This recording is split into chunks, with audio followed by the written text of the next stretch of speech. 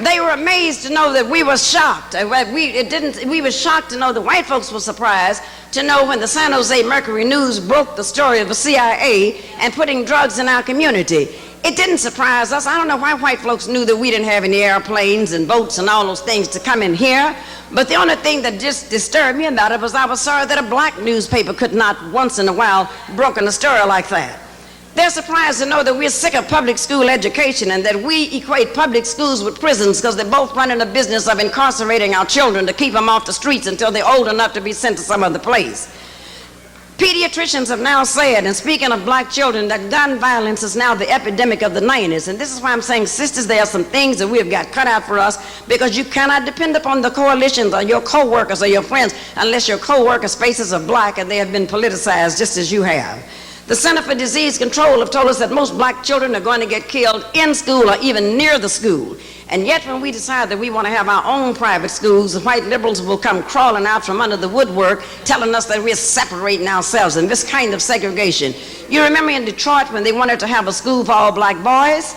And here comes all of these folks out of here, the types that you know are not our friends, the Gloria Steinems and all, coming out talking about it was discriminating against our girls. And see, when that didn't work, they said that then we'll find a black person. Have you noticed white folks can always find a black person to come and do their biddings against us? Can always find one. And they made a mistake to find a sister to come out against Julia Hare on CNN. And I told the sister during the break, I said, now you have your opportunity to either side with me or go home embarrassed to death. You have your choice to do whichever one you want to do. I said, because if you side with the white folks today, I'm going to treat you just like them. I said, because this is what has happened on the slave plantations. Whenever we had any meetings and there was an insurrection there, it was usually a black person who told them because white folks were not at the planning meeting. Hello guys, welcome back to the channel. I hope that you're doing fine wherever you are today. This is D.STROYS, and every day is always a learning day when you're with me inside here. So today's presentation is about Dr. Julia Hare. In Africa we will call her Dr. Julia Hare. She highlights important things that happens in the black community, especially amongst the black women. She stands firm to reassure black women how powerful they are and what steps they need to take for them to be safe in the United States. Amongst other things that I would like to recognize first before just diving right into the video is I would like to recognize the accolades that Dr. Hare, or Hare, in Africa we'll call her like that, she has achieved. She has been a flower to the black American community. She studied as a psychologist. She was born in Oklahoma, that is 1936. She studied psychology. She is an author, writer, and also an activist. One of his most prominent works that he has done about the black community to do with the detriments that black people face, amongst other things that he has done. And now, interestingly, in this video, she discusses a number of things which are really important to we people from the black community generally, besides men and women. And she describes some things or some problems that we always face and the loopholes that we have, which is a detriment to our development as people from the black community. Here with me, there is opening that he also talks about a number of important things as some black people being used as scapegoats, some black people being used to push the divide between black men and black women. And amongst other things that she highlights and she makes it clear is that the United States doesn't care about black women. And she provides a layout of how to be safe, of how to survive. She also reminds the black people of how their unity is really important. And here with me, she tries to highlight a number of things because we know that black women, historically, they've gone through a lot. And I know me saying black women doesn't mean that I've forgotten about black men.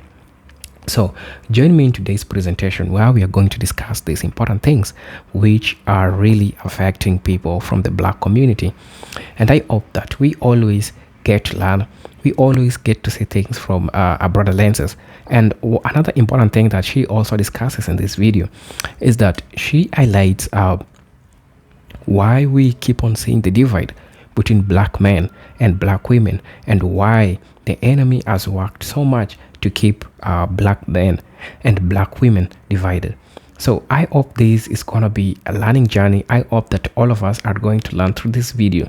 And personally, as a black person in Africa, I've learned a lot, and I'm also ready to learn a lot about our black women, the challenges that they affected, and what are really their potential. What have they done to ensure the continuity of the black family? Because amongst other things that Dr. Julia Hare talks about is things that hinder the continuity of the black families, and she says it in a broad daylight, and I believe that these are one of the most important things that we need to talk about.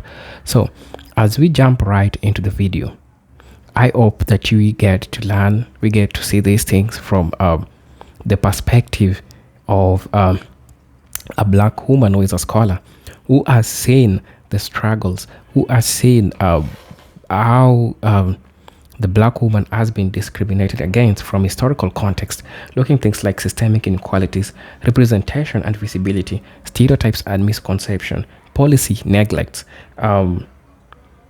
activism and advocacy, amongst other things that black women have done. So let us dive right into the video. And I know it's gonna be a long video. That's why you'll be seeing me in the middle of the videos trying to do the commentary so that I get to comply with the YouTube policies.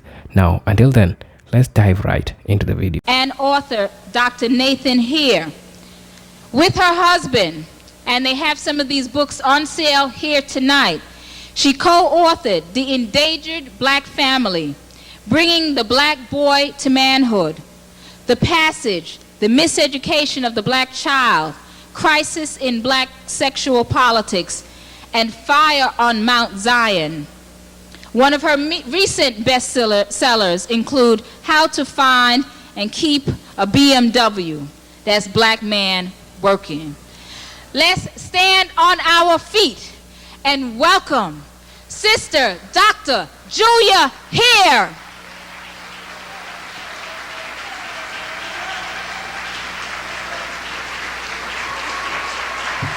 All tap. Thank you. Thank you. Thank you. Thank you. Thank you. You know, thank you so much for that. You know, it is only in New York. See, the other places around the country are just there. You know, they often said that California and New York are there. You know, the rest of the country just holds the two places together. But let me tell you, the energy really comes out of here, and the blackness comes out of here, because when brothers and sisters move out to California, as you well know, something happens to them. When they go to Berkeley, which we call Berkeley, you also understand they become multicultural and people of color, and they can become everything but blackness. Then when they come to San Francisco, that's the city of whatever your sexual preference might be. And then when they're down in Los Angeles, they get false notions, you know, that they're all in Hollywood or whatever it might be, and they tend to forget that the togetherness and the blackness. Because had any group of people hassled a group of black people in California the way they did you and the slave, and then you got up, you didn't even fall on your backs, but you got up, went to another location, and here you are today. Most groups would not have survived.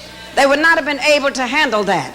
And the reason why you're here tonight is because you have survived, and that means that you're threatening somebody and doing something right. Because have you noticed that the groups who were after you and the slave, and after all of us all over this world, but especially after you and the slave, you notice they're not after Third Baptist Church on Sundays. They're not after Abyssinia. They're not after any of those churches. See, they're not after places that are not threats to them. But when they believe that black people get together who are determined to understand that they're not going to be controlled by their inferiors, then they're ready to deal with us. And this is the type problem that we have going on. That's why I'm so happy to see what is going on here. And I know that this is our Women's History Month, but as I told you before when I was here, and even on WLIB this week, I'm just an advocate for brothers and sisters, because I do believe that whatever sisters are, brothers got to be that with us. Whatever brothers are, they have to be it with us. And that way we raise strong warriors, young males and females, to take our places and to continue the legacy that we have. And so we're going to get into why we're doing that. I was so very, very pleased. You know, you don't read in the paper sometimes about what Brother Alton Maddox is doing in the slave theater, because the major paper that comes to our coast, to San Francisco from here, I think you all call it the New York Times, but out there we call it the Daily Hebrew. And so that is the paper. That is the only one that comes out there. And every morning when we read the Hebrew, it doesn't be telling us that people like Brother Maddox has gone to court and cross-examined himself, and, you know, done all this. These things don't come out there. They really don't come out there. They don't tell us about what the slave theater has done and how it has moved from place to place and how it still remains black. You may be the only organization in this country that has been able, since the 60s, to remain black. You may be the only. You may be the only. And you know, that is a sad commentary on our peace, on our people, that anybody else can remain whatever they want to be. You know, the Irish can have what they have, the Italians got St. Patrick's Day, the Jews have theirs, you know, you just go down the line. But whenever black folk get together, somehow they just gonna become afraid that we are there to do what they would do if they were in our place, and that is, that if they had been oppressed, as long as they have oppressed us, they would be naturally afraid to meet, because we would wonder what are they going to do. So they really believe that we are vindictive, evil people and would give them exactly what they deserve, and perhaps one day we will. Perhaps one day we will come to that point. I hope that this is the thing. And I'm certainly happy to tell you that our leader here, Brother Maddox, who's not with us tonight, remains one of the most perceptive. I think he remains one of the most articulate and one of the outspoken critics of racism in this country. Because let me tell you, the brother's voice has not been silenced because some corporations ask him to come and settle disputes and he ends up with more than the black employees, and do I need to call any names? You all know how this kind of thing happens.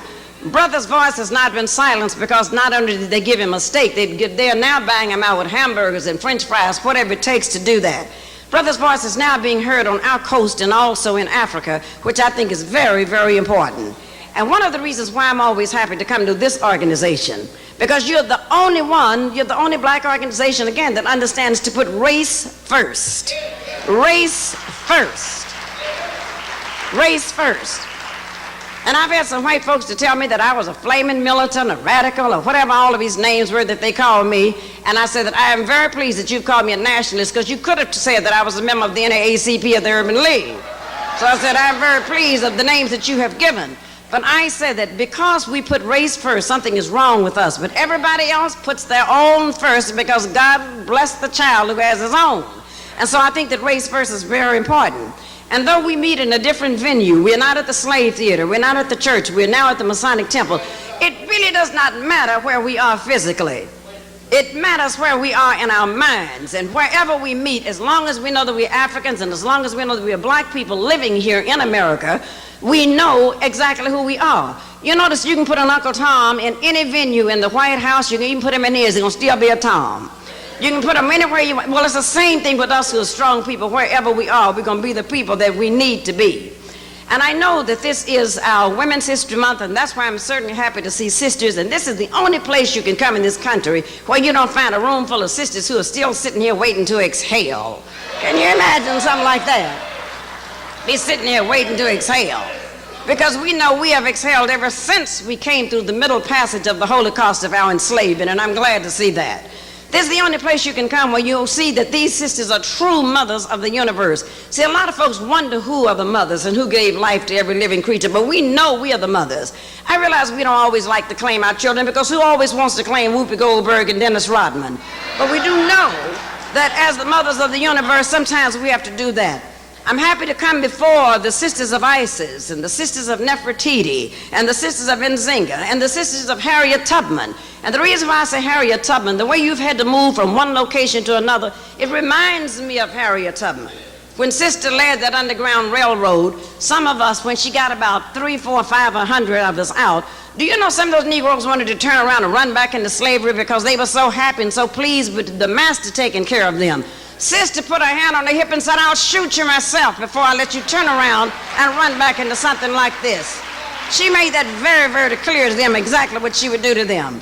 You also came from Sister Ida B. Wells, who drew the attention to this world, not just to this country, of the unnecessary lynchings of black men in the 19th century. That white men were doing things they should have been lynched 5 times over for, but instead they wanted to lynch the brother. She's the one who brought the attention. Then there's our Sada Shakur, and not to mention our own dear Queen Mother Moore, that I hope that we always remember, our sisters of Hare. And so to the women in this room, that I know that you have worked hard, I know you have persevered, I know you have to put up with a lot of stuff. Because I know when a lot of women sit on television talking about there is a glass ceiling, they don't know if their faces were black, the ceiling would be mahogany, and you cannot move a mahogany ceiling. But to those of you who have survived and persevered and stood by our people, stood by our men, stood by our families, and stood by our communities, and most importantly our race, let's give ourselves a round of applause. Let us do that. Let us do that.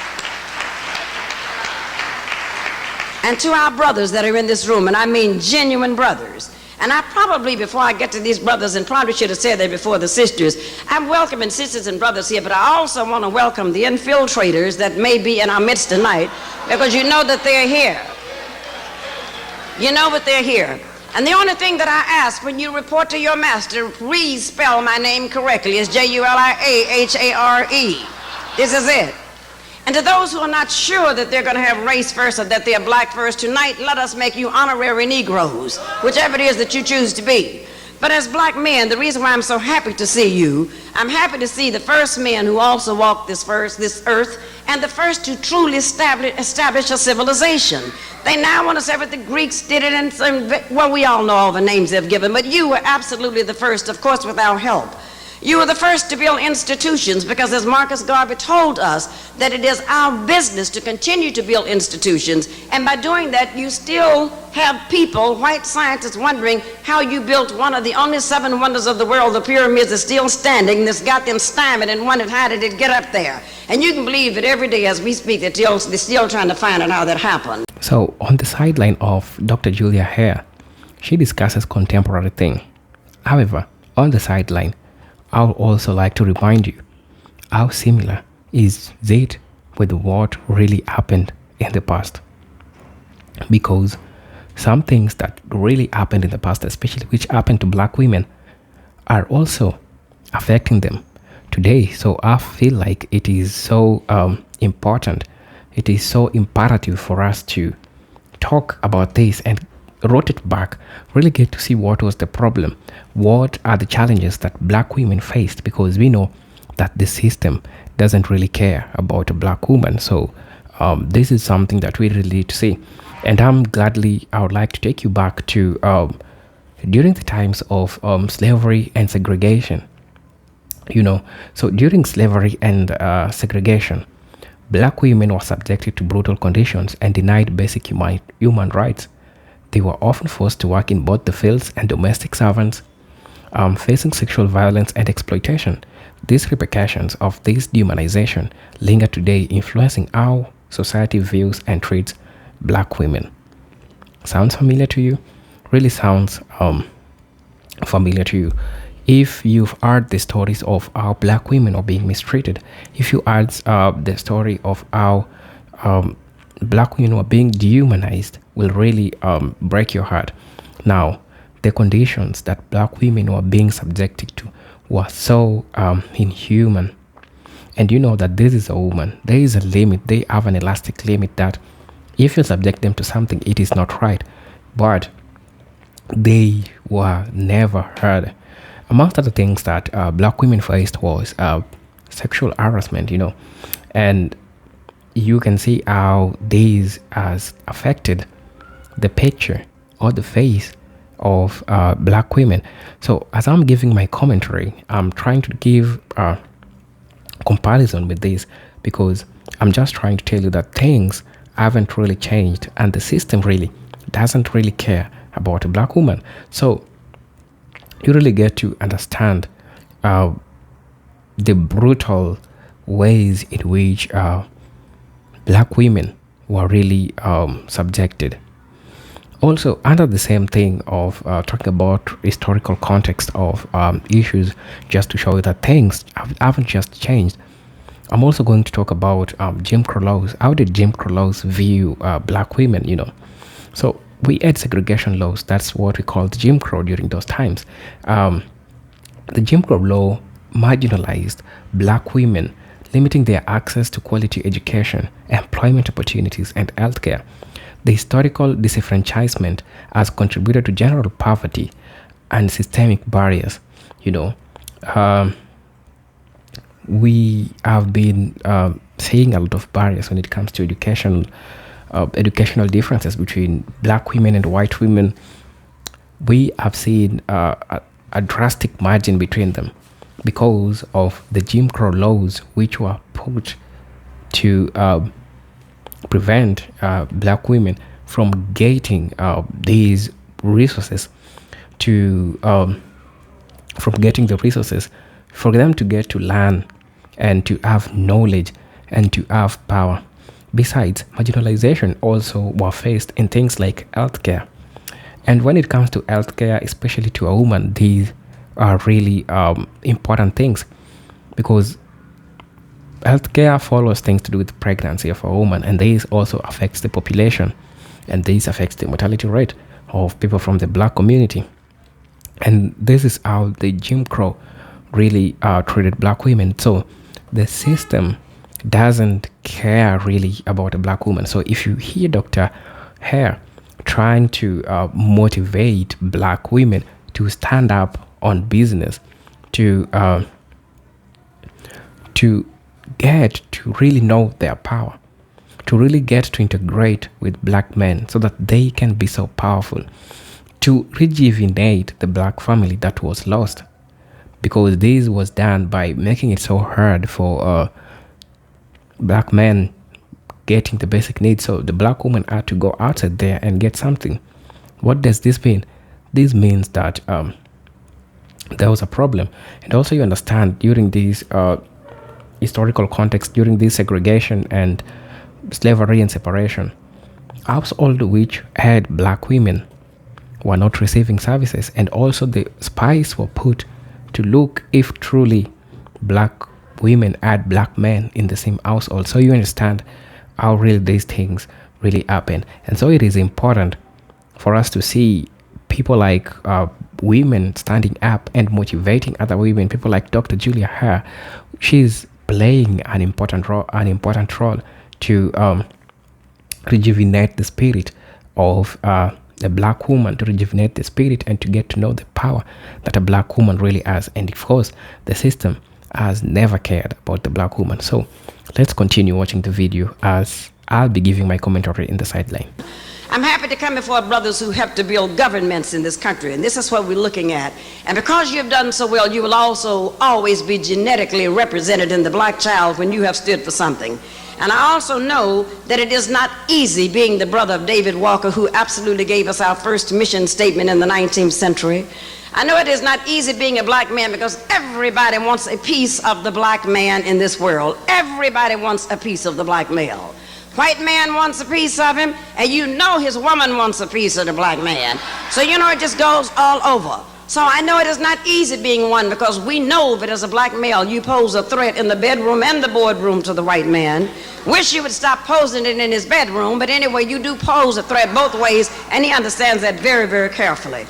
And so to all the brothers in this room who have also stood for something, who have also fought, to all the brothers in here who are not insane, because it must be difficult to be a black man walking down the street with everybody scared of you that you haven't become totally schizophrenic. So to all of those who have remained true to the cause and the legacy of blackness, let's give these brothers a round of applause. Let us do this. Let us do this. Thank you for this. And our common goal tonight is to see sisters during this month that we're calling Women's History Month. Although we know Black History Month is very important to us, we took this month, and I hope that eventually we're going to call for a Black Males Month and a Black Women's Month. And if we're careful enough, we'll spread that out from September to June till we get all the months in the year and let white folks have to wonder what months are left. So this is what we're going to do. I know that our common goal tonight, I hope, is that we will understand that we must move ourselves as black women and our race into the 21st century. And the reason why I say move into the 21st century, do you know there are 3 more years before we have to do this? And people just keep going right along. Now, we in this room are going right along, putting up a struggle, but you know most of our people are content to live with the veil of ignorance over their faces, even those that know better. And so we won't go into the bourgeois right now. We're going to call their names a little bit later. But as it stands now, we know that the struggle it is for you to help us to move into the 21st century. And I know many of you have been doing that every day. You've been reaching out in the community, you've been politicizing, you've been teaching, you've been going to public schools, you're working wherever you can. But sometimes you don't always get the credit that you deserve. So why don't you take a moment to turn to the person who is seated to your right? And it doesn't matter whether you know them, because if you're black, you know them anyway because you've had the same experiences. So turn to the person seated to your right, men and women. It may even be your significant other by the time the night's over. So turn to the person who is seated to your right and tell them exactly what you have been doing to bring us into the 21st century. Who you've taught, the people that you've reached out to, folks you've done things for, people that you've given money to, and I didn't say to Bloomingdale's and to department stores, but people that you've actually helped. Now, if I don't see you taking 30 seconds to tell it to somebody, I'm gonna know you've done nothing. So would you take about 30 seconds, and if you haven't done something, then tell them what you think you might do next week to help somebody. You have 20 seconds, because 10 I took out, 19, 18, 17, 16, what is that? 15, okay, 14. Our time is just about up. Don't bother about that. I'm just going to throw these over. Okay, just about up. And you've done all of that. Okay, our time is over. Our time is up. You know, I'll bet there were some fantasies and some concoctions that went on out there. But if you haven't done what you said you were going to do, then you have next week to begin to do that. But as Sarah Russell told me that we were going to be talking about tonight, black women facing the 21st century, I said this is very, very important, because see, when you start talking centuries, people think that you got a whole century to get to it. We're talking about 3 more birthdays, 3 more raises, or 3 more vacations, whatever it might be, before we enter the 21st century. And let me tell you why our families are facing some tough times. See, some people believe that life is like it is on television with the Cosby Family. Some people think that all women go through life just hoping to one day to be a Stedman's love interest and this kind of thing. Most women do not do that. We have difficult times because we recognize there are tough times ahead. And the reason why I said that, you do know that if anybody's going to save the black family, are you now with me convinced that it's going to have to be us? It's just going to have to be us. There are some people who are still saying, oh, the government will save us. Well, the government is part of the problem. How are they going to actually save us from anything? And if you're part of the problem, you certainly can't be a part of a solution. The government has already said that 1 out of 4 black babies that are not even born, not to mention those that are born, will end up in jail. Now, how is a government that makes those type predictions going to help us? You know the Democrats cannot help us, but I know 95% of you probably think the Democrats will help us, but I know that 100% of you know the Republicans will not help us. And some of you who have gotten a little bit angry with the brothers and forgotten who your sisters are and forgotten to look in the mirror, you may even think that white feminists like Gloria Allred, Denise Brown, and Madeleine Albright will help us. But you know those women are not going to help us even if they could. Did they help us when their husbands raped us on the plantations? Did they help us when their husbands brought domestic violence against us on the plantations? See, this is what a lot of people do not look at. Those women are out for themselves, and we'll get into them also a little bit later. So only the black man and only the black woman are the ones who will save black people, and we should stop depending upon anyone else. Let me show you some of the things we're facing. White folks were surprised to see the racial polarization that took place after that first O.J. Simpson jury came in. They were just like, they had no idea that we could even feel. They did not know, first of all, we believed that the prosecution, Marsha Clark, with a polyester wearing self, did not prove the case. We understood that from the very, very beginning. But then we also understood that this was much bigger to us than O.J. Simpson. We know O.J. Simpson is hopeless and helpless. And so we had no intentions of even dealing with someone like that. We were seeing our fathers, our brothers, and everybody else that we knew. And so they were surprised to see that it was at an all-time high. They are surprised to see that black folks are not surprised that affirmative action is being taken away. Because don't they take away everything else? First of all, affirmative action started to have reparations for those who had been left out, and reparations meant black folks, because the Japanese got their reparations and they were in the concentration camps for 4 years, and we were in there 400 and didn't get ours. Germany gave reparations to the Jews, and you can go all the way down the line. But when it came time for our reparations, affirmative action, the reason why you don't hear white females saying anything, because 80% of the jobs under affirmative action went to them, plus pushing us to the back burner and bringing inflation up. This is the kind of thing that happened, the reason why we're not surprised at anything they do. We're facing turbulent times because as we speak tonight, they're in the process of changing the jury system.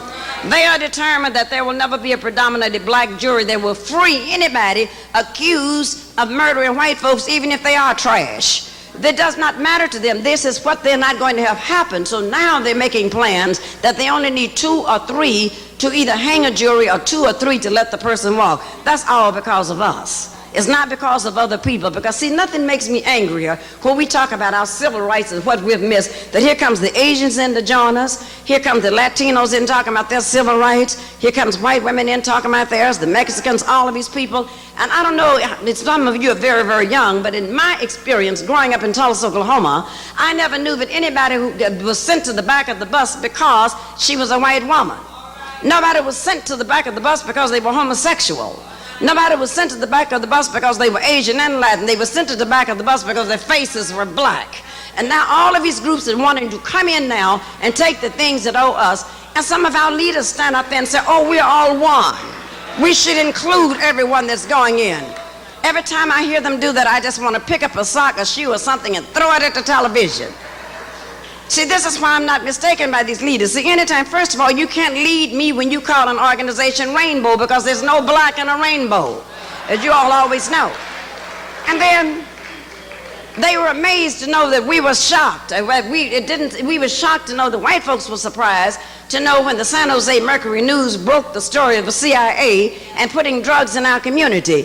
It didn't surprise us. I don't know why white folks knew that we didn't have any airplanes and boats and all those things to come in here. But the only thing that just disturbed me about it was I was sorry that a black newspaper could not once in a while broken a story like that. They're surprised to know that we're sick of public school education and that we equate public schools with prisons because they're both running a business of incarcerating our children to keep them off the streets until they're old enough to be sent to some other place. Pediatricians have now said, and speaking of black children, that gun violence is now the epidemic of the 90s. And this is why I'm saying, sisters, there are some things that we have got cut out for us, because you cannot depend upon the coalitions or your co-workers or your friends unless your co-workers' faces are black and they have been politicized just as you have.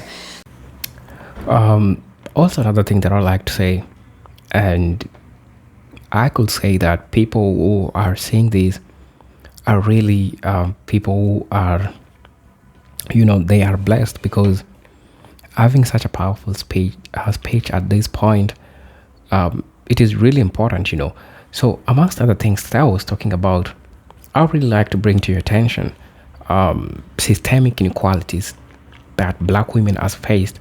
One, I'm going to talk about healthcare disparities. And the second thing that I'm also going to talk about employment and wage gaps between black women comparatively with white women. So healthcare sectors, we have the health disparities. Talking about healthcare and health, same at one thing, same school. So black women face significant health disparities, such as high material mortality rates.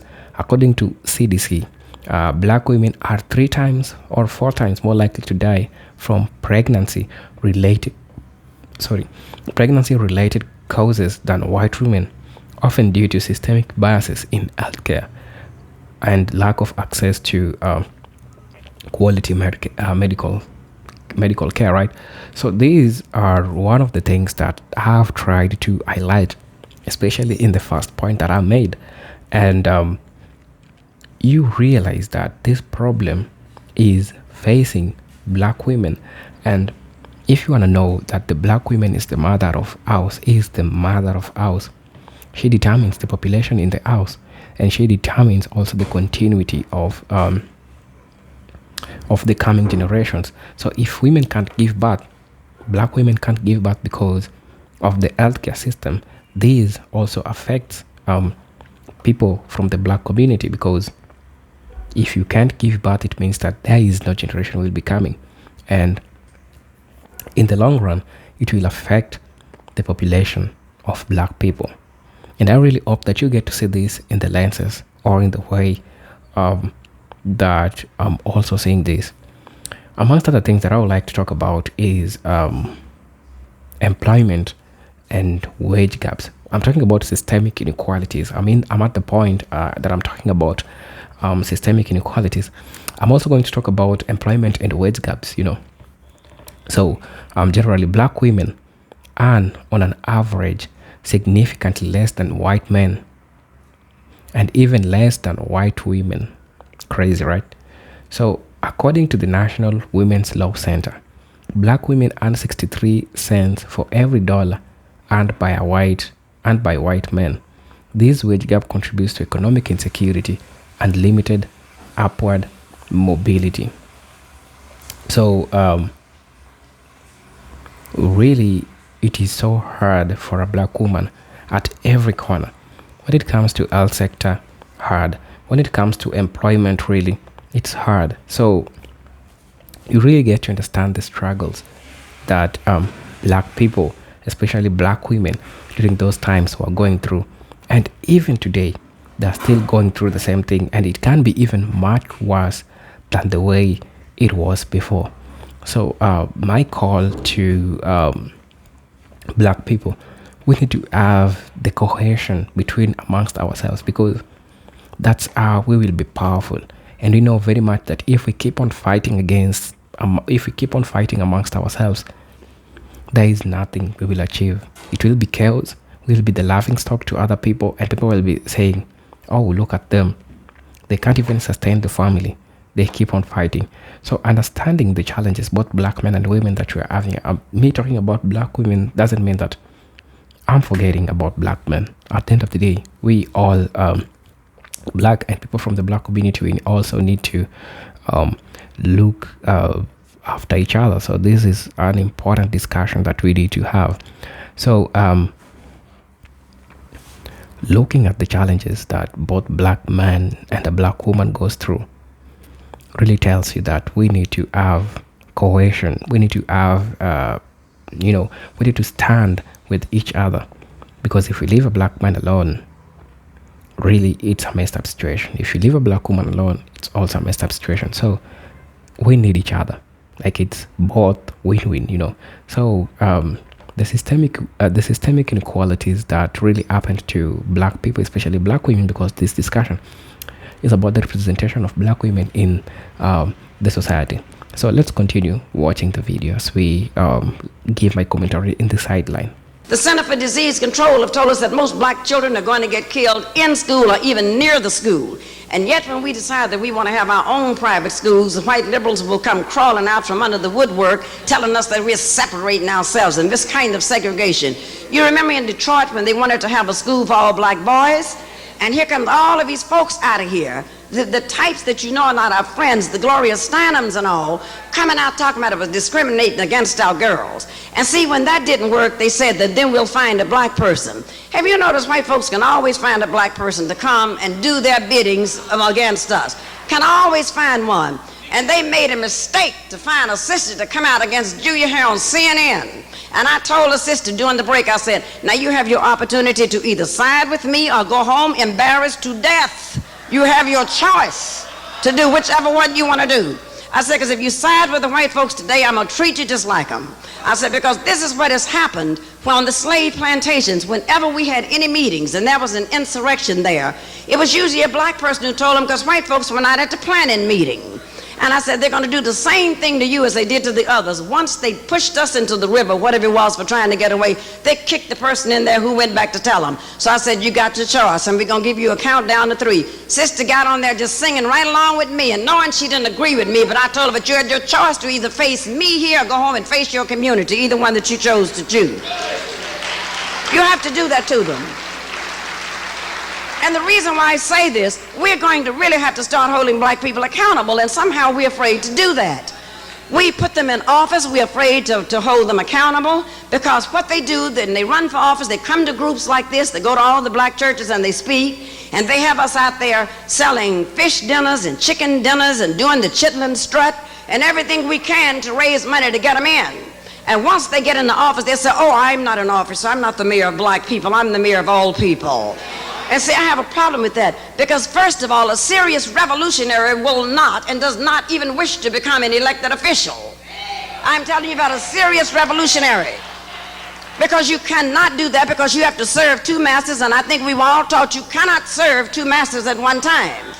Because once you get into office, if you are not serving the folks who have bankrolled you, you are either going to be recalled, assassinated, or put out. Now, I'm not telling you not to vote for black folks, and I think that you should do that. Anytime a black person is running for office, vote for them, but don't expect for them to be your leader if you want to get liberation and go to freedom. You will always work with them, but your leaders cannot be elected officials, just like the white folks' leaders are not elected officials. You really don't think that Bill Clinton is running anything, do you? That's just the elected official. You really don't think those cabinet members are running their communities. They are elected officials. The business people and the scholars and the people like us who do all the thinking out here, that's who's running them and calling the shots. In other words, when we have elected officials, they are the puppets who should be out there dancing, but we are the puppeteers who should be pulling those strings, telling them what to say. And if they don't say those things, if you don't dance to those strings, then we're going to have to pull the strings and pull you off the stage. People were also very surprised that we were not shocked that Texaco came out and made that statement about the jelly beans. The only thing that we were shocked at is if somebody reported them, because we know this type stuff goes on all the time in every corporate headquarters that goes on. We know that now that they're telling us that we need to register to vote and go out and do all of this, we're in serious trouble. And the reason why I said that, I know the sisters are going to help us to lead this, but brothers, you will be with us too. The only reason why I'm saying pushing us out there, not only is it because it's Women's History Month, I found out that white folks are not so quick to come and throw us into jail as they are the brothers. This is why we had to put Rosa Parks on the bus. This is why some things we may be able to get out there and do. Now, you are warriors, and once we knock on the door, then you'll come and kick it in and push it open. So there is a role for each of us that we have to do. But since they have said that 14% of black men cannot vote in this country because they are convicted felons, you know, any black man in this country, is amazing that they're not a convicted something, you know, if they wanted to survive. But that means about 1 million brothers in this country cannot vote. And yet, when they tell them that they can't vote because they were accused of something, Richard Nixon was able to vote up until his death. You know, the Whitewater people are still voting every day, in fact, still running the White House. The savings and loan people. So I'm talking about all these double standards that they put out up there for us. This is the thing that bothers me. Now, what I know, you are probably, when you go back to your jobs and you have a master plan, not that you're going to tell this, but sometimes when your white friends and associates find out about this, you're going to get into serious trouble. So I've long since stopped caring about what they thought, because I would rather die on my feet than to live 100 years crawling at their feet. And I have made that very, very clear. Because see, the things that I mentioned to you, white folks are going to tell you, oh, these things are happening to all people. Whenever they tell me that, I said, listen, whenever you people have a cold, we are suffering from pneumonia. Whenever you all have a disease, we have the same one, but ours is terminal. Whenever you organize a militia, they call them patriots. Whenever you organize as the Aryans, they call you misguided youth. But whenever black folk organize, they send us to jail and call us that we're nationalists and we're insurrectionists and trying to overthrow the country. So don't ever begin to believe, no matter how good your jobs are, no matter what you're doing, that we are all one. Because this is the thing that they like to convince us, that there really is no difference. I don't know why we sit down on our shows and we'll tell people that, what is her name, the Ricky Blaxploitation Lake Show, that likes to get these people on there always saying that I don't think it matters who you marry and this kind of thing. But the reason why they can run this on us, did you know that everybody in their world can tell who their enemies are? Everybody in this world except black folks. You know, everybody else knows who their enemies are. But you know, we have this kind of thing that thou shalt not hold, whatever these scriptures are. But you know, we really believe in that because we've had Baptist ministers since the days of the plantation, Methodist ministers. We've had ministers who've kept us in a prone position, kept us on our knees, but never did say that the Lord or Allah helps those who help themselves. So most of these people understand who their enemies are, but we do not understand that we're the most forgiving people. Don't you know, if you ask the Catholics who their enemies are, they'll tell you. They don't have to do any research. It doesn't matter where they are. They can immediately tell you that at 2 a.m. in the morning. Ask the Jews who their enemies are. They'll call them for you. Ask the Palestinians. Ask the Chinese. Ask the President of the United States. He'll tell you. But we believe we have no enemies. We believe we have no enemies. Because if we believe we had something, it means we'd have to fight. And some of us are not willing to do that. If we believe that we had some enemies, then it means that we would have to stand for something. This is the kind of thing. But one of the major reasons that black folks refuse to recognize that they're enemies of our progress and enemies of our people is because we are too busy looking for approval. We're too busy looking for acceptance from these people.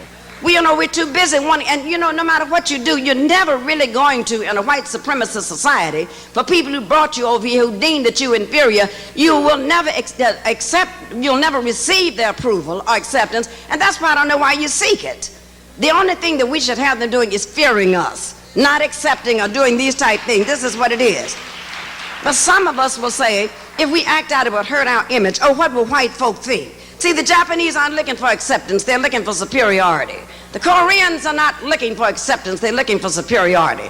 The Russians, none of these groups are looking for acceptance from these people except us. Because you can believe this, all of these groups that I've named, the minute they get their superiority, don't expect them to be sympathetic either. They'll treat you just like the Europeans did. So when you decide to call yourself third world and all mixed up in coalitions with these people, you better watch and guard carefully who you coalesce with. So sisters, let me tell you, I think that if we're going to be looking at the 21st century, it is really time for us to go to war. I know this sounds terrible, but it is really time. The reason why I say that, some of you are so young, but you do not understand. 40 years ago, we were having these discussions. 20 years ago, we keep reinventing the wheel because we still have not understood that we were not put here to service the needs of white folks and to win their acceptance. And this is the kind of thing that bothers me. And when I say if you're ready to go to war, if you're ready to come with me, you may have to lose some friends because there are friends who don't want to be associated with people who make waves. You may have to lose some relatives because I've lost a few. I have two sisters in Oakland, California that are so bourgeois and such flag wavers that I only see them at funerals, hopefully at theirs. But these are the type things, that we have to go through and have to deal with. And you are also going to lose some of your white friends, and I know that harms a lot of you that you have to lose those friends, but you will lose some of them if you decide to do that. But see, one of the things that we're going to have to do, we're going to have to move just as aggressively as these white women move, but the only difference is we will move aggressively with our men. Now see, they're moving with theirs, but they don't want you to believe that. They want you to believe they are oppressed by those men and that they do not have enough money. But when those men have a chance to hire somebody that they call a, quote, minority, who do they hire, them or us? They hire them because they'd rather hire their mothers and their sisters and their lovers than to hire their enemies, which we are deemed to be by them. But see, let me tell you what we're going to have to do. First, sisters, we got to begin to have some very serious new racial strategies, which we have not had. We need a strategy that's just as Marcus Garvey said, the strategy needs to be race first. And when I say race first, I know a lot of you look up to those people who have not put race first. I think Shirley Chisholm is a wonderful person too. But when Sister stand up and said her oppression was more from being a female than being black, I said, now this is just the end. See, she can't be a part of the organization we're talking about. When Whoopi Goldberg said she had had worse treatment being a woman than she had ever had being black, and I know what part of the country she came from, and I know I've been treated black, but I said, this is just it. I would like to talk about representation and visibility. And this is a great topic, especially when it comes to black women. What is the face of media? How do people perceive black women today? People perceive black women as people who are problematic.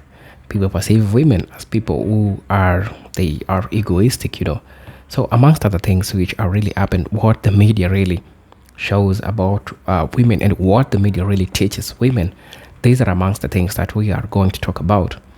The role was to keep black people divided, and they tried to look at where they can find weak point, and they saw we need to create a divide between black men and black women. Now listen, I'm going to talk about representation and visibility. Media representation. Black women are often underrepresented or misrepresented in mainstream media. When they are visible, they frequently encounter stereotypes that do not reflect their diverse experiences and contribution. Positive and accurate representation is crucial for changing societal perception. We've seen podcasts where women are so vocal about they give no shit about black women, right? That's what the media will really show you. But the other side, because I know we still have intersectionality, it is not all apples are bad, and we can't keep all black women in the same basket. We have them who are good, and the mainstream media will only show you the toxic side of black women. They won't show you the goodness. They won't show you the diversity that black women has. And so you might be questioning, or you might be asking, why is the positivity and accuracy when representing things about black women in the society? Amongst other things that we need to know is that in any society, not everyone is bad and not everyone is good. As we take accountable people from the black community that we also have a problem that is lingering amongst ourselves, we agree that we also have good people.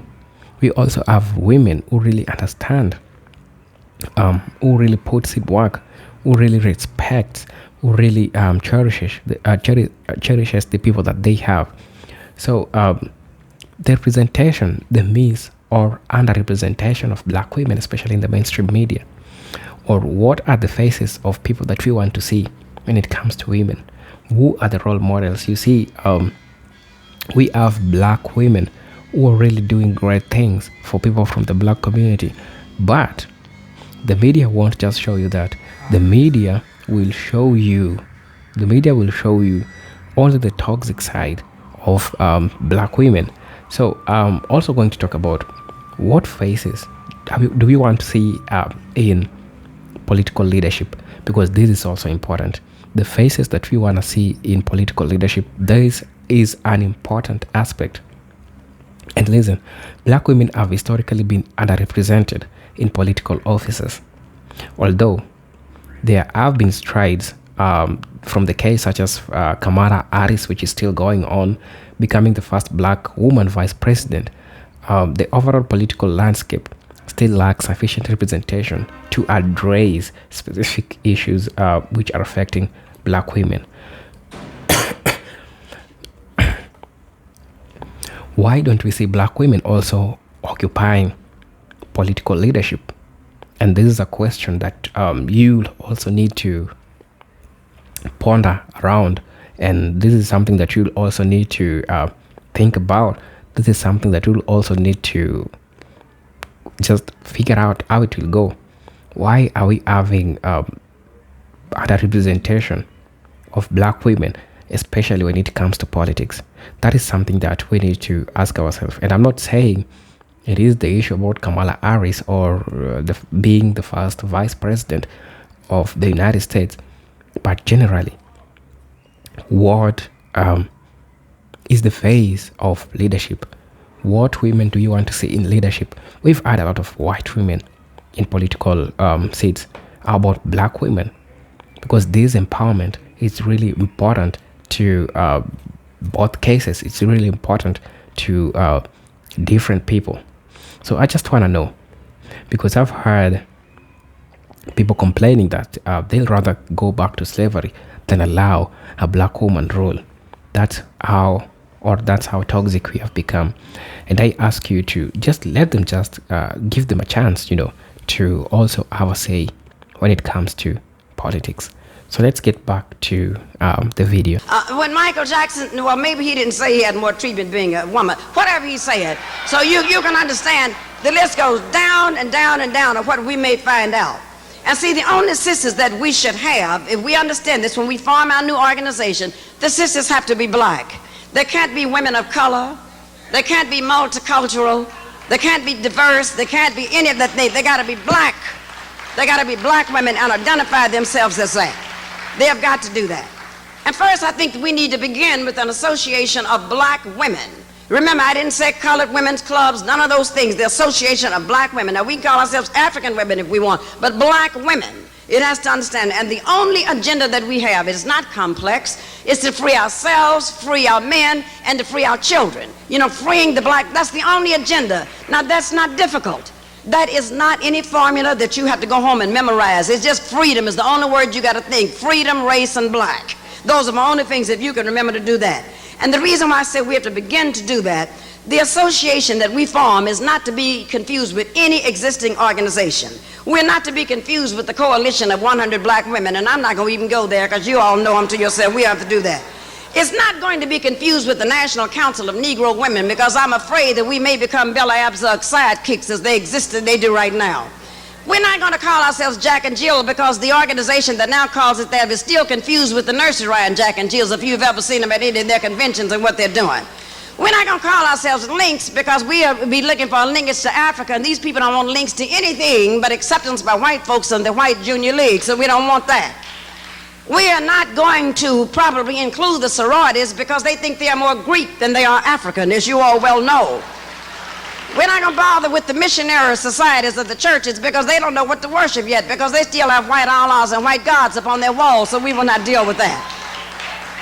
We can't deal with organizations by farm elected officials like C. Dolores Tucker, who goes after our children for their language but doesn't bother white rappers like Vanilla Ice and people like that for all the language that they say. In other words, they can't have step, they can't be black Anglo-Saxons, and as I've told you before, black Anglo-Saxons are people who disidentify with black, don't know who they are. Some of you may be related to black Anglo-Saxons, some of you may know some, and some of you may even be a black Anglo-Saxon. Well, see, we don't have room for people like that. And when they come into our organization and they speak this kind of stuff, then we will refer them to other groups that they can go to, because we're about freedom and liberation, and we are very, very serious in what we have to do there. You see, if these groups that I just named were doing what I just said that we need to be doing, then we wouldn't even have to form anything new. But I'm afraid we got 3 years to get it done. In the new organization that we have, we would bring an outcry to anything that impinges on black folk as a group, not as individuals. And let me tell you how that can be done.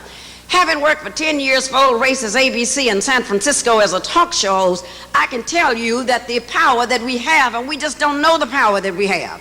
We underestimate. We know our buying power, we know our consuming power, but we do not know the power that we have. Let me tell you the reason why we ought to be able to understand that first we work for the group, not for the individuals.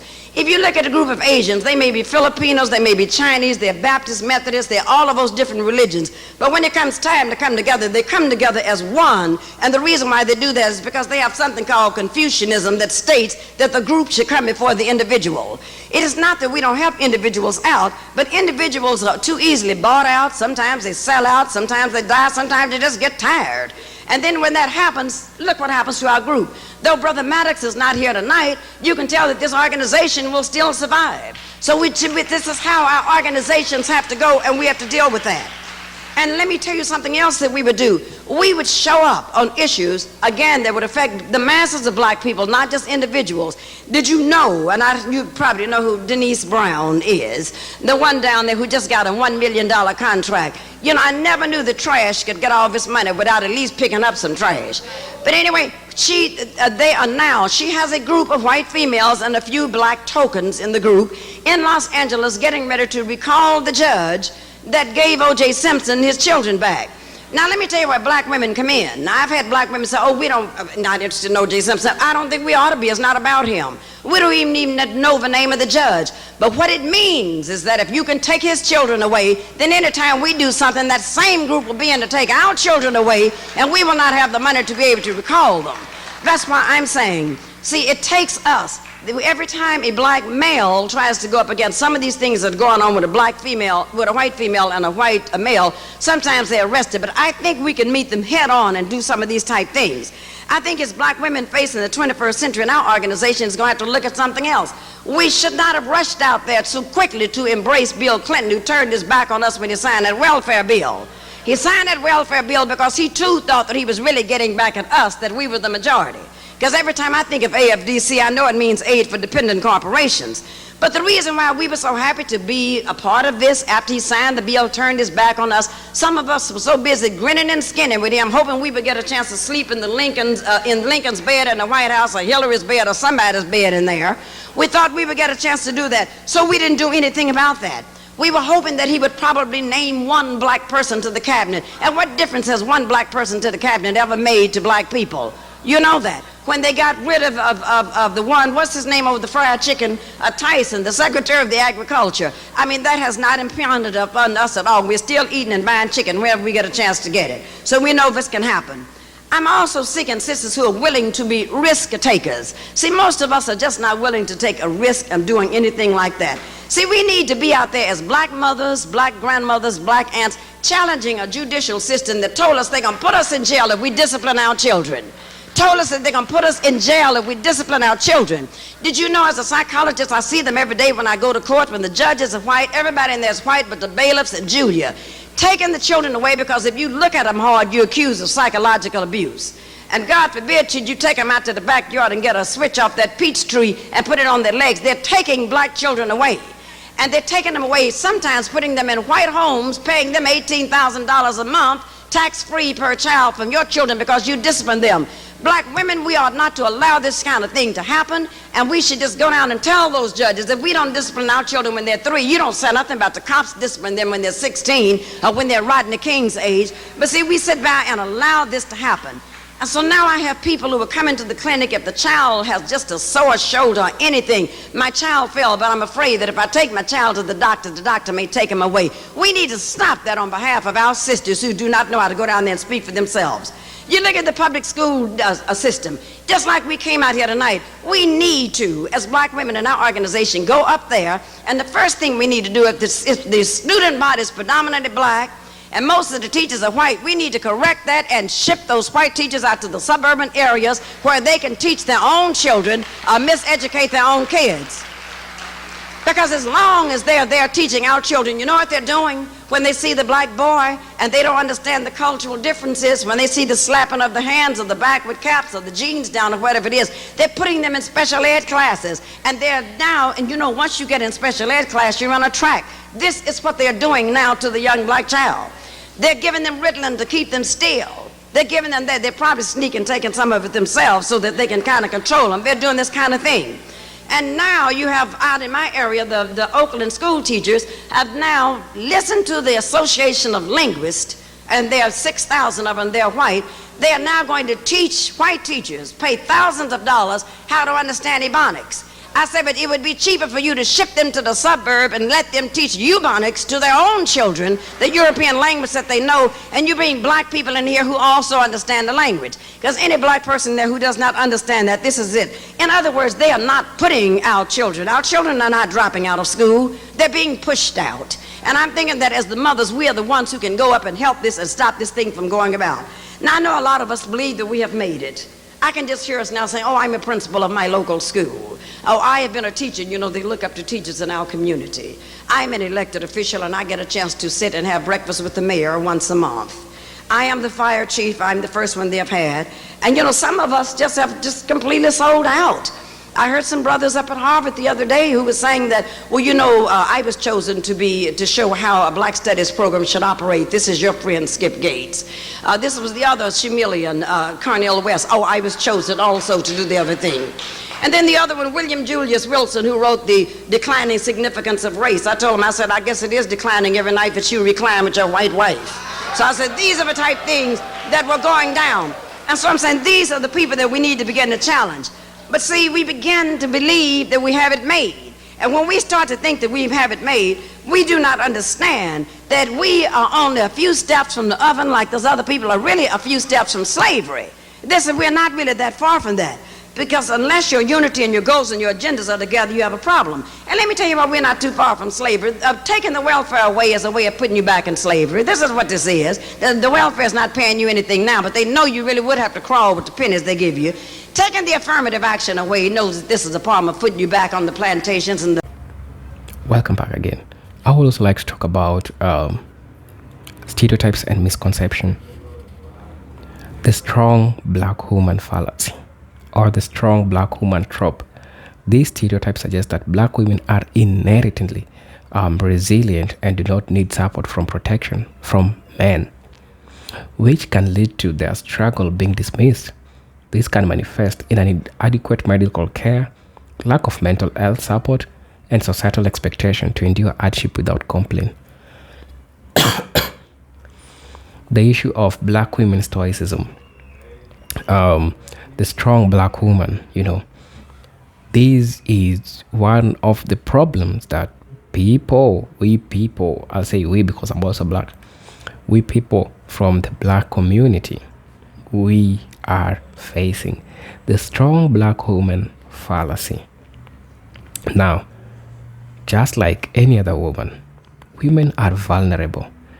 We don't dispute that also we have women who have grit, but all I know is that everybody has sometimes need help.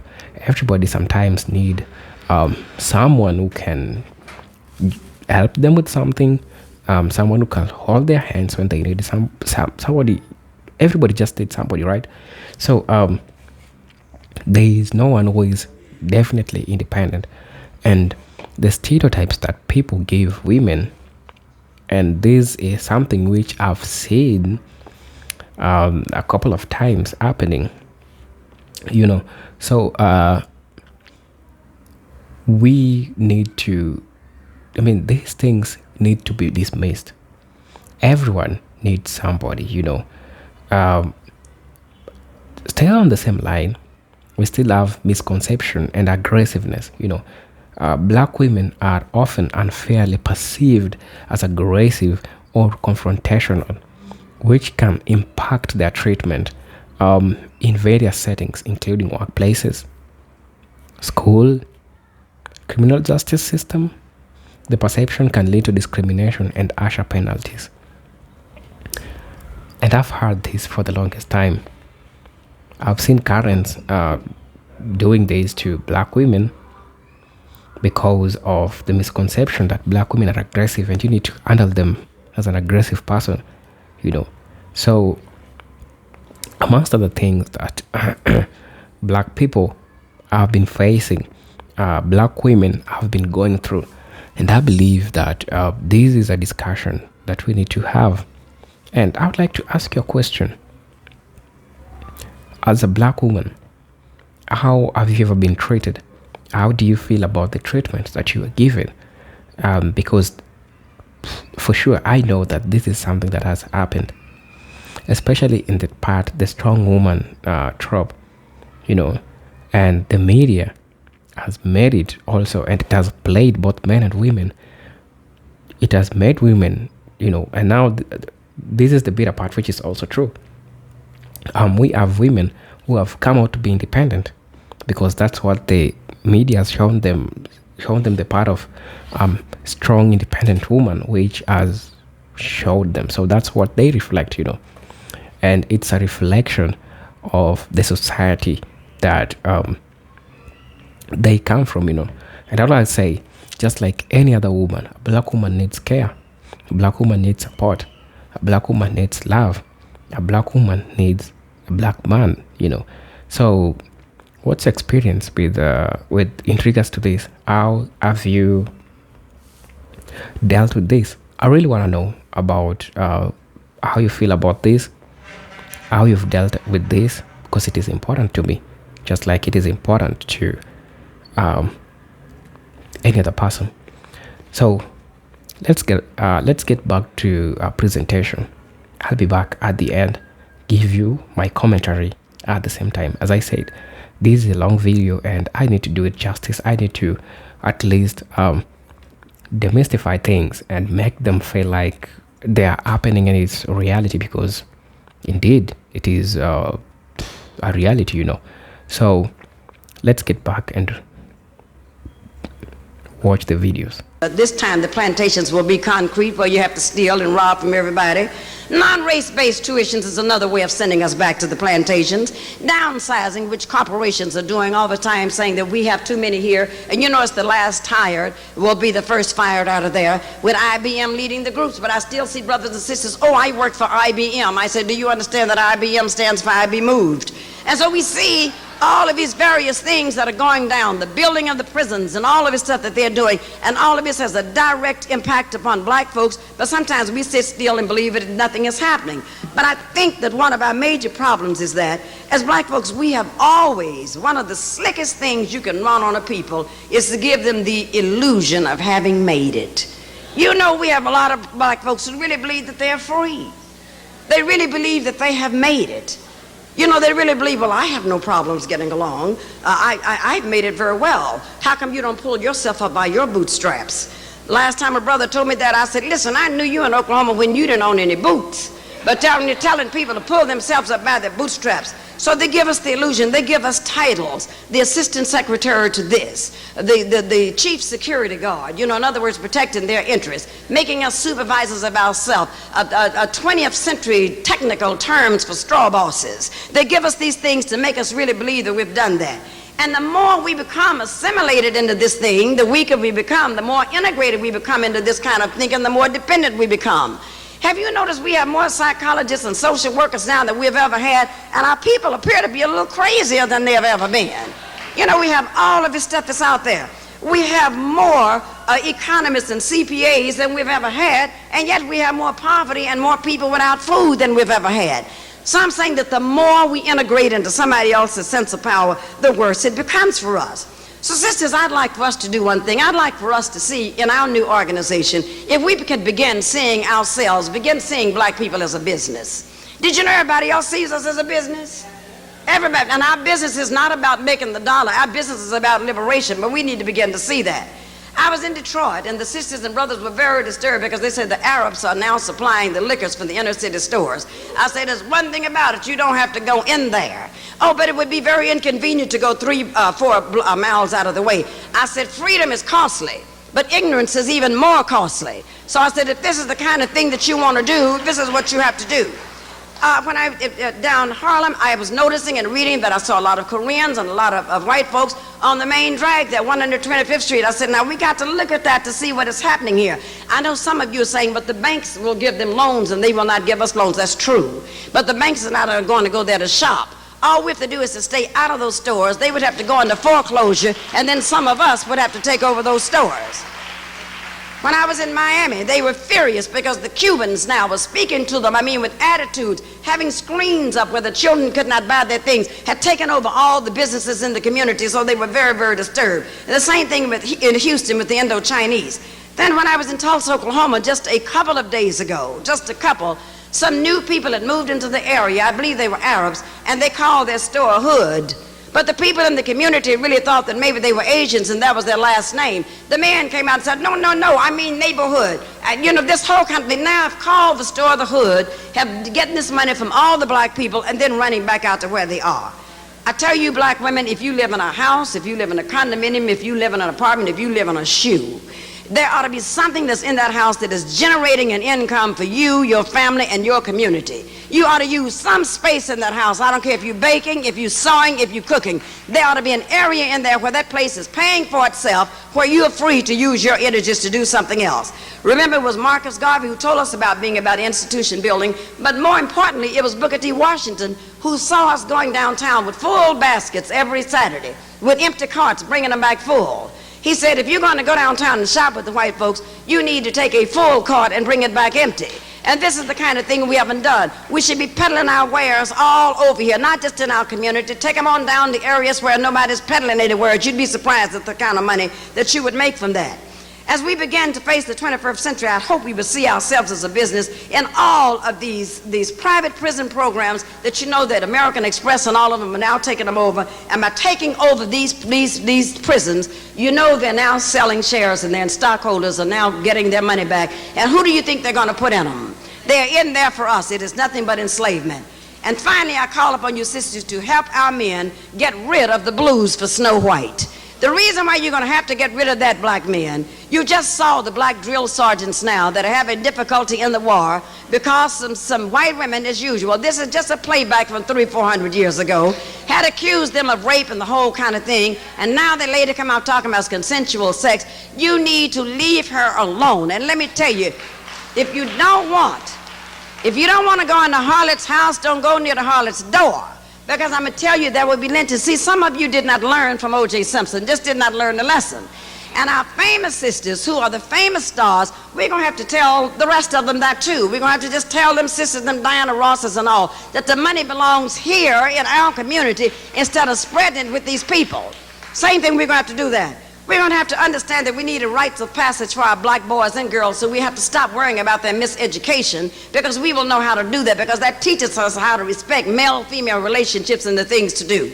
We're going to have to understand about why we have a crisis in black male-female relationships, because this is one of the reasons why we did the book, How to Find and Keep a BMW Black Man Working.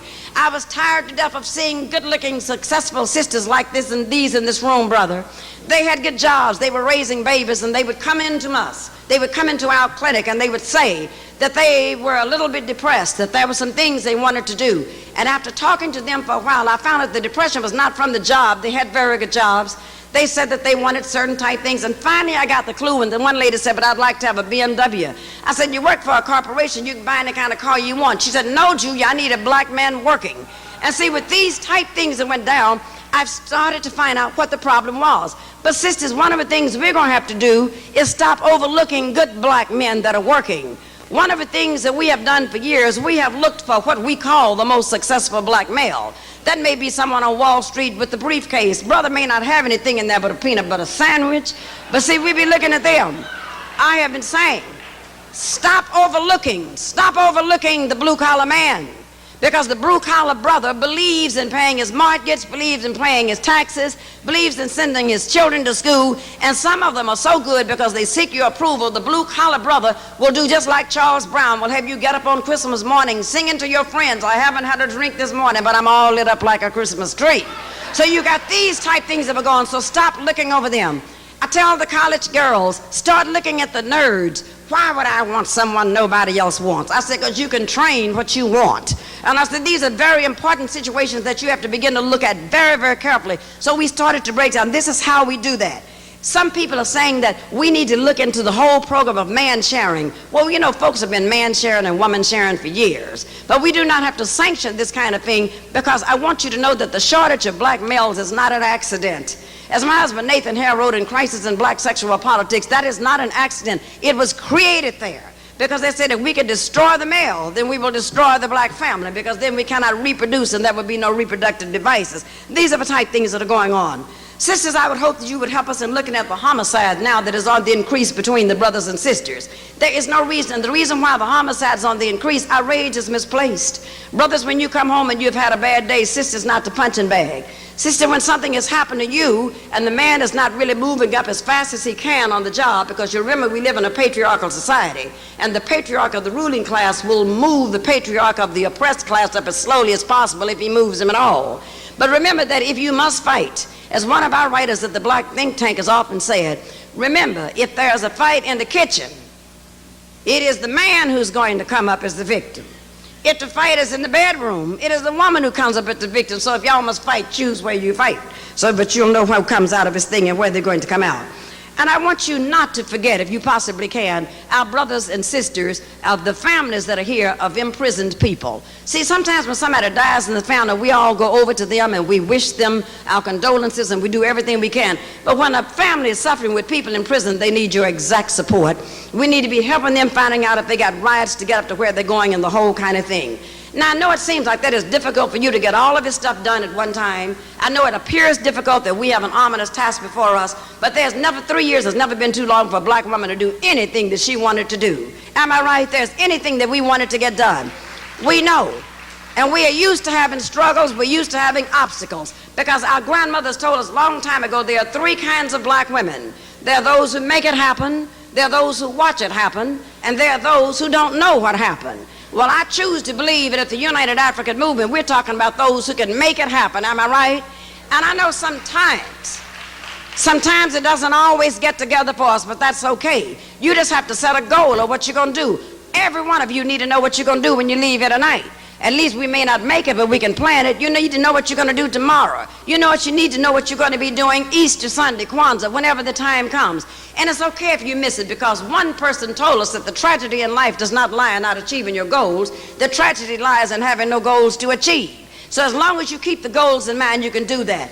And sisters, as we work with our brothers, not against them, as we work with our brothers, and brothers, as you work with us, brothers, as you decide and understand that there is no shortage of sisters, that any time that you want to be with a real woman, then you must look at those who looked like your mother. Because when you look at others, it means that you have denied her. So I'm saying that any time that we move forward, and we know that we can move together, there are going to be people who talk about us. There were people who put you out of a slave theater, but what did we do? Aren't we here? There are some who moved you from the Baptist church, but now aren't we here? There may even be some that try to move us out of here, but aren't we there? Won't we find another place to go?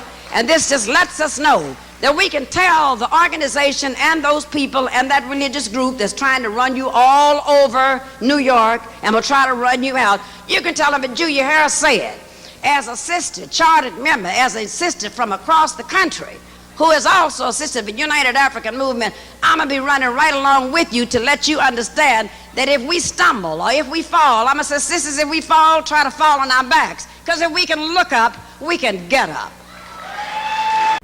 Hello guys, welcome back to the channel, and I hope that we have acquired something from what the lady has shown. With me, I still have some things that I need to talk about because she has really opened up my eyes and sorry, she has given me another perspective about black women. And among other things that I was talking about, I still want to continue talking about this. And I'm also going to talk about policy neglect.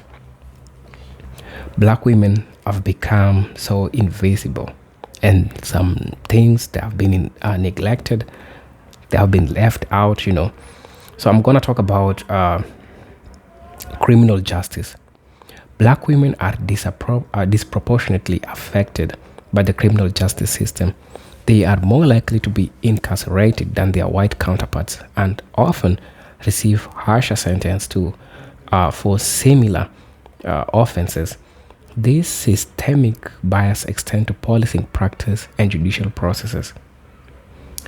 This is something which has been happening, and it's like people don't want to trust a black person.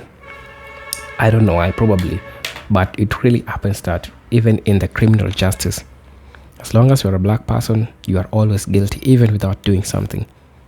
And I've seen this especially in judges, in courts, in everything, especially when the case involves a black man and a white man and a black woman. It is obviously that the problem is a black woman, or it is obviously that the black woman has, you know, deleted a white man, you know, because of the policy neglect, not knowing that also the counterpart might be having a mistake or did a mistake. I know you've seen this, and I've also seen this. So this is something which has been really happening, and it has happened to people from the black community, you know, because it is inevitable. It keeps on happening, you know. So I'm also going to talk about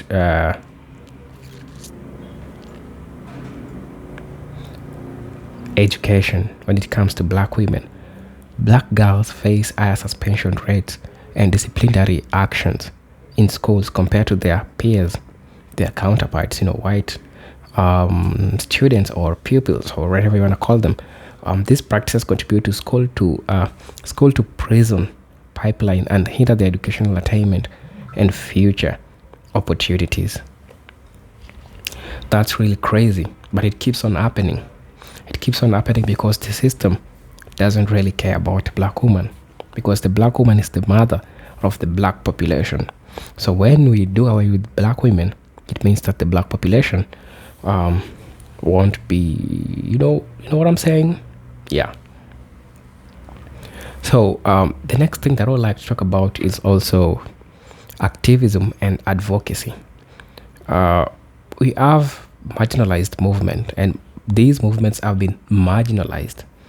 While black women have played crucial roles in civil rights and social justice movements, their contributions are frequently overshadowed by those of their male counterparts or by broader focus on racial issues that do not specify their dress gender. And listen, as I said, people like Charleston White, and I did it in a video, they wouldn't agree if a white man, not a white man, but a black woman acquired a political seat. And he says he rather goes back to slavery than to allow a black woman to be the leader. So you understand how black women are marginalized when it comes to movements.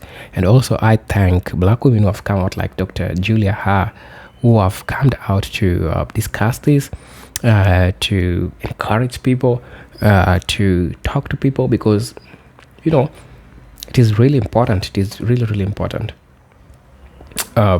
Also, I like to note that despite the challenges, black women have been at the forefront of important movement. For instance, we have the Tarana Baki, founded by Me Too movement, which has had global impact on addressing sexual violence.